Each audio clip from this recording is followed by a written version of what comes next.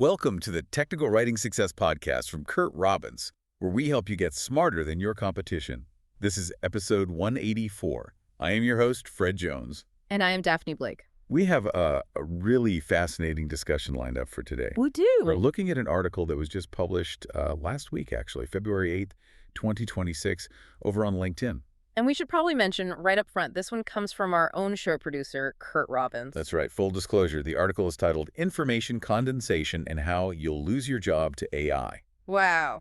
And my first instinct when I see a headline like that is honestly to just roll my eyes. It feels like more fear-mongering. Exactly. Just more noise about the robot apocalypse coming for our desks. But when you get into it, you realize he's doing something a little different. He's kind of pulling a bait and switch. The headline gets you in the door, but the real conversation isn't about, Skynet. It's about efficiency. It is. It's about a concept he calls information condensation. So I guess the big question is AI really going to take our jobs? Or is this just another wave we need to learn to surf? It's definitely the latter, but there's a catch. There's always a catch. And it comes down to a distinction that I think most of us miss. The difference between summarizing something and actually condensing it. Okay, let's unpack that. Yeah. Because to most people, I think, those words feel pretty much interchangeable. They do, but the way he frames it, it's a huge structural difference. He starts by talking about these new AI tools. He mentions NotebookLM specifically. Right.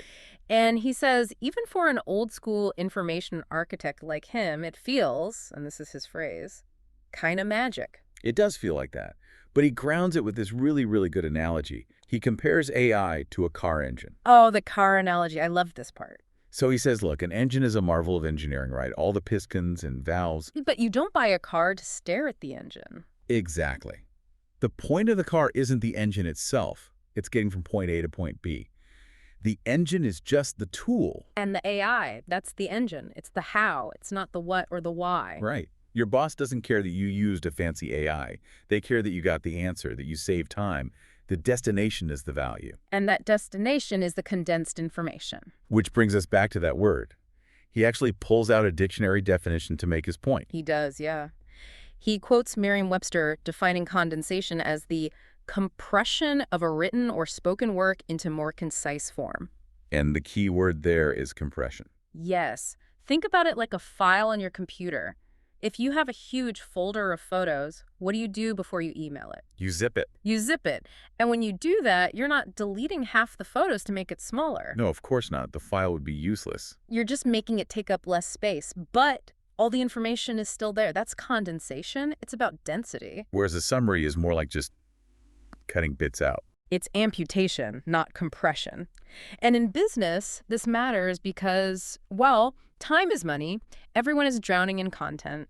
3-hour podcasts, webinars, endless email chains. Exactly. So he ran this little experiment on himself. The Elon Musk interview. Right. He watched a 3-hour interview with Elon Musk, which, regardless of what you think of the guy, is a huge time commitment. That's half a workday, pretty much. He called it a mini project.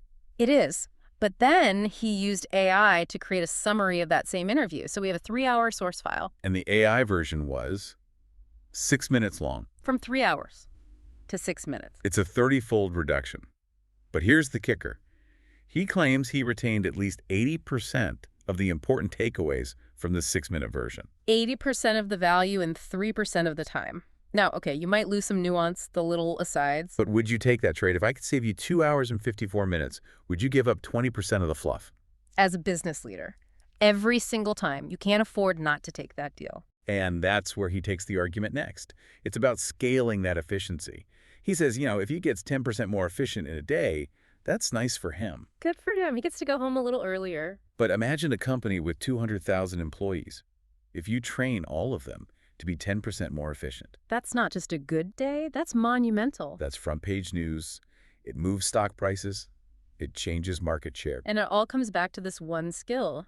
Which brings us to the scary part of the article's title. It does. I think we need to really get into what happens to the people who can't or won't learn this skill. But first, let's just pause for a moment. Let's take a brief break for a special message from our producer, Curt Robbins. Hi, this is Curt Robbins. First, thanks for listening. I truly appreciate your support.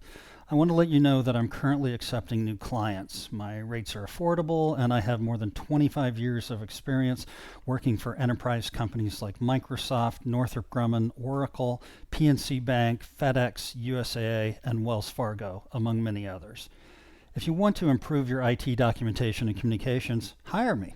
I deliver fast, know how to use AI to improve efficiency and accuracy, and love going the extra mile to satisfy my clients. Thank you for subscribing and listening. Back to you, Daphne and Fred. Welcome back to the Technical Writing Success Podcast, where we help you get smarter than your competition. Okay, so before the break, we were talking about the massive efficiency gains from information condensation. Right, the 80-20 rule on steroids, getting most of the value in a tiny fraction of the time. But now we have to talk about the flip side. The how you'll lose your job part. Yeah. And Robbins is very direct about this. He says, it won't be AI that takes your job, but rather another human who is better than you at using AI. So it's not human versus machine. Yeah. It's the AI-enabled human versus the non-AI-enabled human. Exactly. And he offers some pretty chilling proof. He brings up an example from Accenture. I hadn't heard this specific detail before. Back in September, he says, Accenture fired 11,000 employees. 11,000, that's a huge number. It's a small city. And the reason he cites, the claim was that they could not be trained in AI. Wow.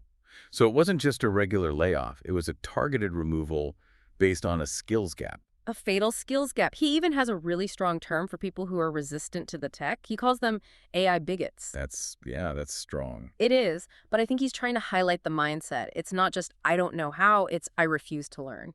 That attitude of like, I'm a craftsman, I do it the old way, I don't need a machine to help me think. And in a world where your competitor is getting that massive efficiency boost we just talked about, that's not a noble stance anymore. It's a liability. You become the bottleneck. You do. And he argues that this skill using tools to condense information is no longer a nice to have. It's becoming an entry-level skill for knowledge workers. Entry level, so it's not some advanced senior level specialty. No, it's becoming table stakes. Like knowing how to use Microsoft Word. 20 years ago, being an Excel wizard was a big deal. Now it's just expected. And if you can't produce what he calls a buttery smooth summary. Buttery smooth, I love that. It's not just a robotic list of bullet points that some AI spits out. Right, because we've all seen those. They're awful.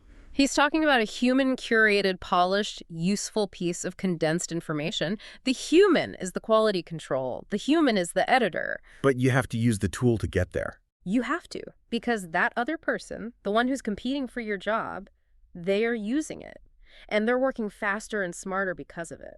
It's sobering, but I think it's also important to consider the source of this warning. For sure. This isn't some 20-something tech bro selling a course. This is a guy with over 30 years in the trenches. Yeah, his client list is a who's who: FedEx, Microsoft, Northrop Grumman, Wells Fargo. He's been inside these massive corporations. He knows how they think and how they operate.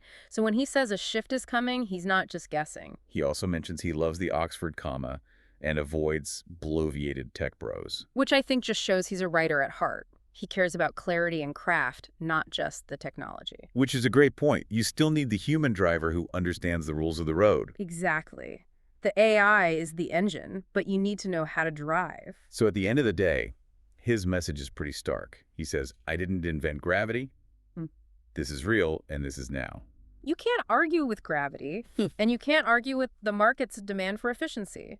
So if you don't possess these buttery, smooth information summarization skills, as he puts it. Your days are numbered. It's a wake-up call. A harsh one maybe, but a necessary one. I think so. It's really about getting smarter than your competition, just like we say at the top of every show. The tools are here.